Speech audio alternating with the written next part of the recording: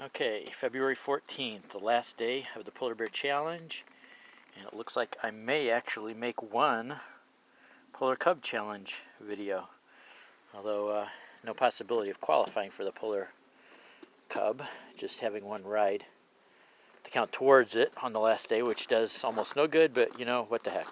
It's an excuse to ride anyway. And I'm not going to do my odometer because if you watched my last video, my odometer speedo cable broke, so I won't get any miles counted towards it. Not that I was competing in the mileage category anyway, but 42 degrees I shouldn't have any problem with it starting up, so we'll get on our way. Okay, so one thing I want to talk about on the last day of the Polar Bear Challenge, and hopefully everybody that is participating that wants to get one extra ride in gets it squeezed in before midnight, I guess West Coast time, to get it posted on YouTube with enough time to have it count. Hopefully everybody that wants to get it done gets it done.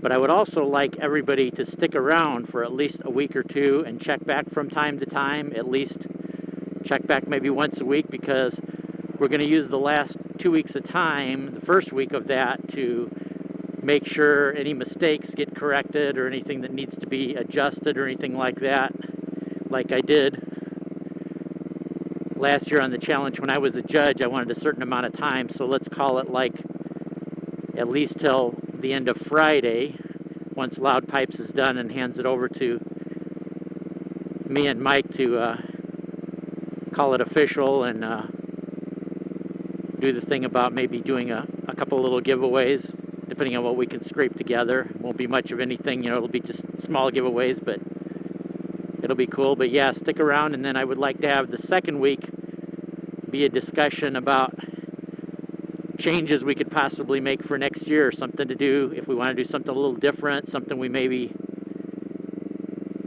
want to tweak a little bit from this year.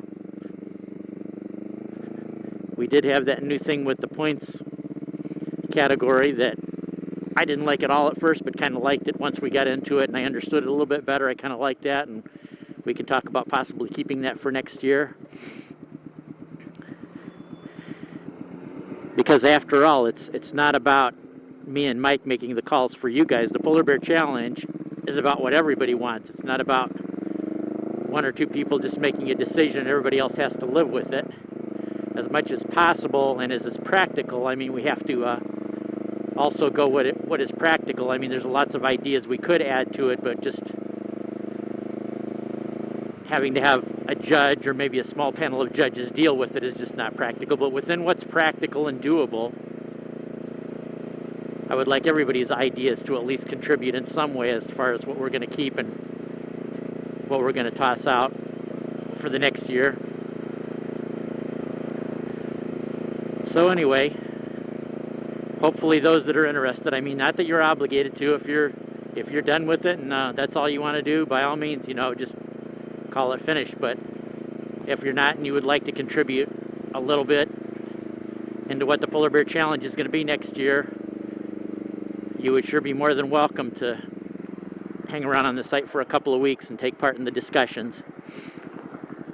But at the very least, double check everything, the statistics, the mileage, everything like that, and give us time to correct it, because if we call it done as of this coming Friday, let's call it as of this coming Friday at midnight, we'll call it done, and after that, well, if something was wrong, it's just going to have to stay that way, or maybe we could,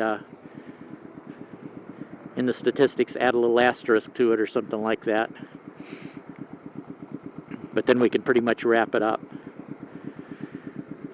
I personally think the length of time worked out pretty good, really. I'm glad we started when we did, and I'm glad we ended when we did. I think we did, in my opinion, choose the perfect time frame.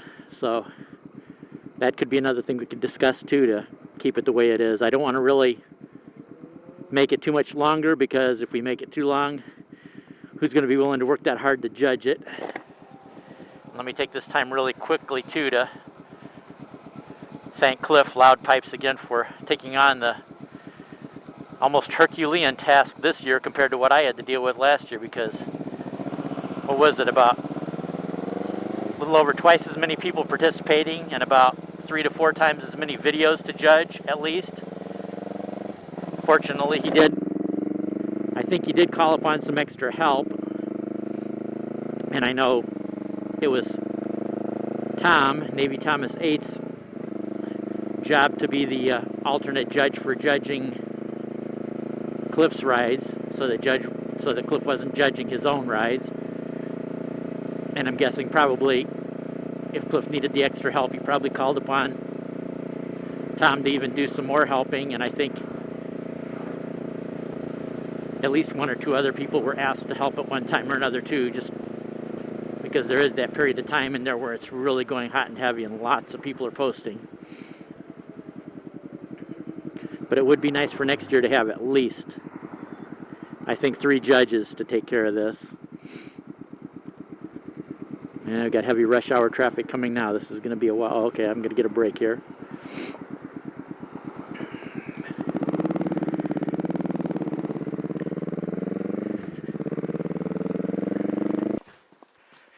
Okay, if I got a 43, this won't even count as a #1 video for the Polar Cub Challenge, but let's see if it at least stayed 42.